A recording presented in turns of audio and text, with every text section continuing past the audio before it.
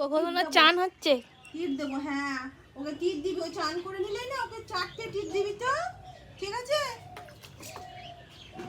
তো এক দিদি ভাই আমাকে জিজ্ঞেস করেছিল যে কোকোর মানে গায়ে লোম ওঠার জন্য কি শ্যাম্পু তোমরা ব্যবহার করো। তো দিদিভাইকে আমার রিপ্লাইটা দেওয়া হয়নি, আর কোন রিপ্লাই করেছিল সেটা আমি খুঁজে পাইনি, ওই কারণেই আমি দিতে পারিনি।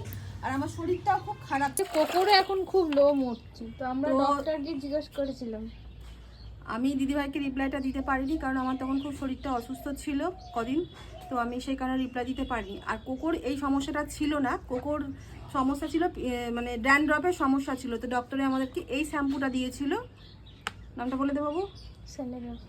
হ্যাঁ, তো কোকোর সেই সমস্যাটা ছিল না যে আমাদের কোকোর মানে লোম ওঠা। তো এই 2-3 দিন ধরে দেখছি কোকোর গায়েও প্রচণ্ড লোম উঠছে।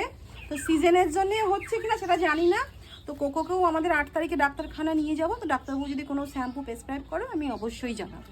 আর এমনিতে আমাদের এখানে যে ডাক্তার দেখায় উনি বলেছেন শেড কন্ট্রোল শ্যাম্পু ইউজ করতে। আচ্ছা, যে কোনো দোকানে গিয়ে পেট শপে শেড কন্ট্রোল শ্যাম্পু ওইটা বললে ওরা দিয়ে দেবে। আচ্ছা, তো তোমরা জেনে নিলে যার যার ছিল। আর সেই দিদিভাইকেও আমি দিদিভাইয়ের জন্য আমি বলে দিলাম যে এটাই আমার কোকোর কিন্তু এই সমস্যা